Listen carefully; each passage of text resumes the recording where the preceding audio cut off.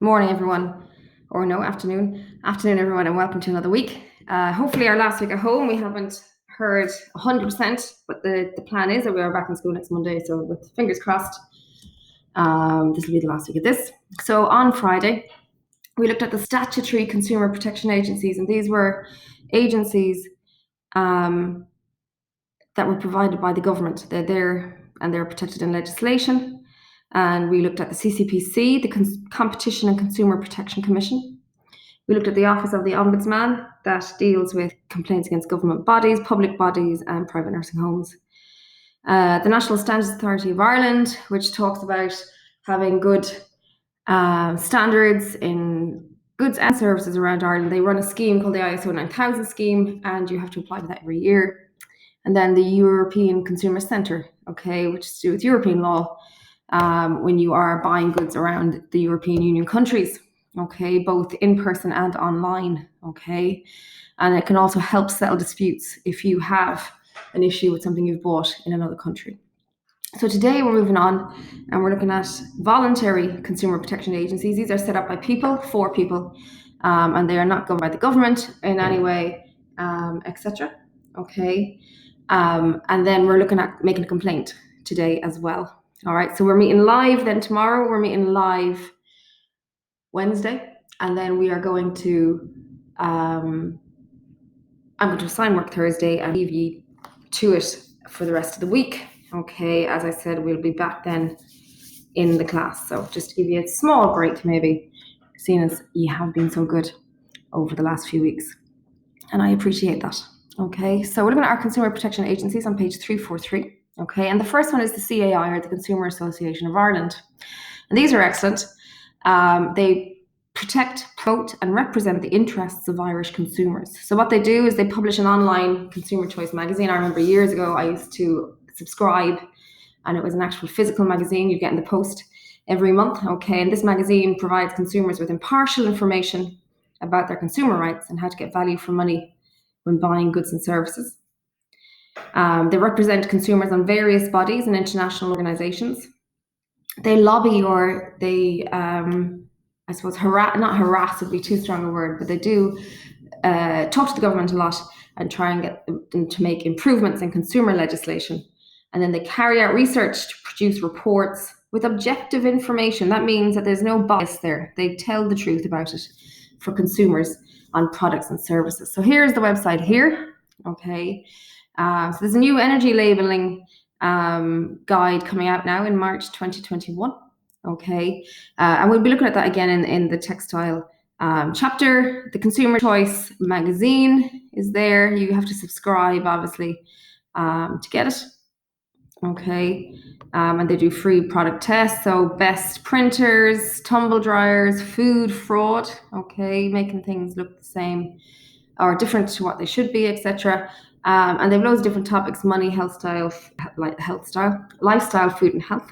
They do product tests and they talk about your rights as well. So what are my rights? Buying online, shopping in the sales. They have all this information here for consumers, which is excellent. So if you're ever unsure if the CCPC didn't have it, or the Citizens Information are also a good website, the Consumer Association of Ireland is an excellent one. So they are brilliant. They are a voluntary organisation. They rely on donations. They rely on subscriptions to their magazine. And if you wanted them to, if you ask them about what was the best tumble dryer for, I think it's about $2.50 you pay, and you'll get a report on the range of tumble dryers, etc., that they have purchased, for instance. Now the next voluntary one that we look at is the ASAI, the Advertising Standards Authority of Ireland. And this does exactly what it says on the tin. They make sure that advertisements are of a good standard, that they're not misleading, that they're not false. And they even kind of look at bloggers now and, making sure what claims they're making about things, because our lifestyle has changed and we do, I suppose, pay attention to these bloggers a lot. So the ASAI was established and financed by the advertising industry to promote the highest standards in advertising and marketing. And it aims to ensure that all commercial advertisements are legal, they don't break any laws, that they're decent, Monday morning again, or Monday afternoon, decent, honest, and truthful. okay, that they are prepared with a sense of responsibility to the consumer so that they do not contain offensive content. And it also investigates complaints made by the public regarding advertisements and has the authority then to instruct. So even though they're not run by the government, they do have the authority to instruct the advertisement to be changed or modified or removed. So we'll go to the advertising here. So the essence of good advertising, that they should be legal, decent, honest, and truthful, shared or prepared with a sense of responsibility to the consumer and to society, and that all marketing communications, so if they are clicking or emailing you with spam, I'd call it, that anything that they do contact you with conforms to the principles of fair competition as generally accepted in business, okay?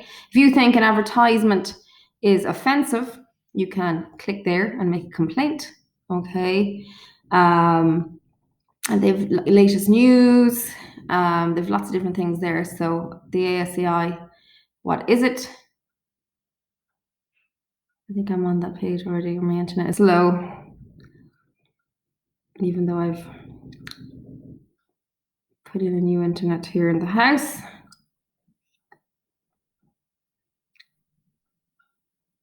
Why isn't that loading for me now? Maybe it's the website. Anyway, yes.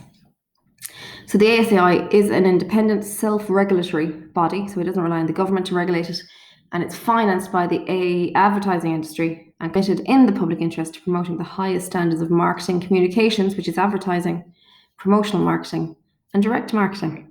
Okay, self-regulation means the adoption by the advertising industry of standards drawn up by and on behalf of all advertising interests. It involves the enforcement of these standards through the commitment and cooperation of advertisers, agencies, and media.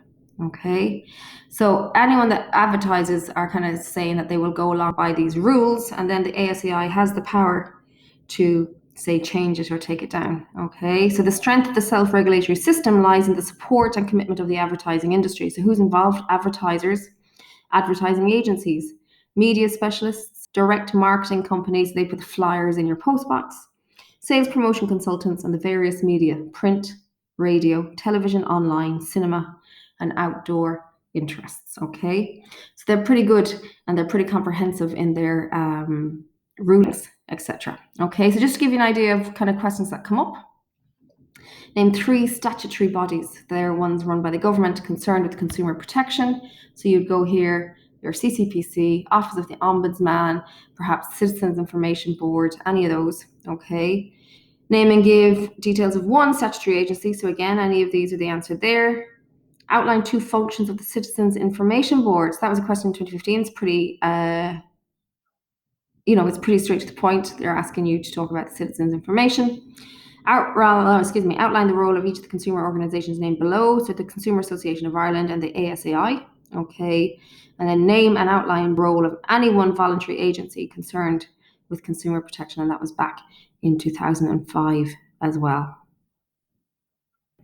Okay, so you've bought a product or you've had a service completed for you and you're unhappy with it. So what do you do next? So if you believe that the good is faulty, you should return it as soon as possible after the fault is noticed. In the case of a service, then you have to complain to the supplier of that service immediately. So the hairdresser, the plumber, the doctor, etc. Bring your relevant documents like your proof of purchase or your receipt for the service or good purchased, and it can be in the form of a receipt, a check stub, bank statement, etc. if you paid by card. Complain initially at the least formal level. So you might go into shop or the place where the service took place. And if the retailer or service provider is cooperative, you should be offered a realistic compensation at this stage.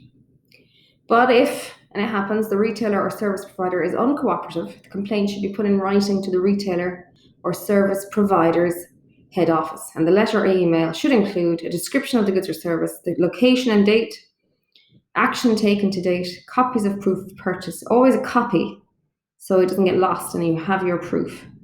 And then any compensation that you request. So we'll have a look here. I have a template of a letter of complaint.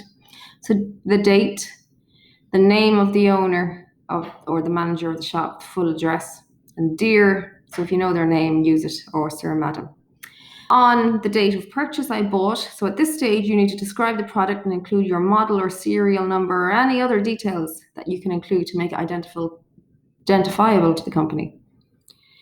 I attach a copy of my receipt for your information, and I am writing to you because, so you outline the problem with the item or the service at this stage. So the product is faulty and no longer works, or the product doesn't do what it's supposed to do, so it wasn't fit for purpose, or the product is not as described. And if you remember back to last week, the Sale of Goods and Supply Services Act, we know that the good has to be as described, merchantable quality, fit for purpose, and correspond to samples shown.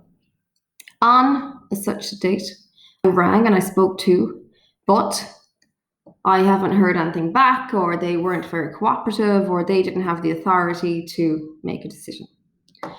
According then to the CCPC's website, goods purchased from a shop or retailer should be of acceptable quality as described, fit for purpose, or corresponding to sample. So under consumer law, my contract is with the seller of the goods, and as I am writing to you, I seek what you want to do. Do you want a repair, a replacement, or a refund? So in this case, you're talking about what redress you want. And then I would really appreciate your response within 10 working days. And if you wish to discuss this further, I am contactable by telephone or email at, insert your datetime number, email address, optional, and yours sincerely. So that is to the point. You're laying your case, you're talking about what happened, what you've done so far, and what you want done about it going forward. You are not rude, you are not abusive, you are literally stating your case. And it is a record then of making that complaint. Okay.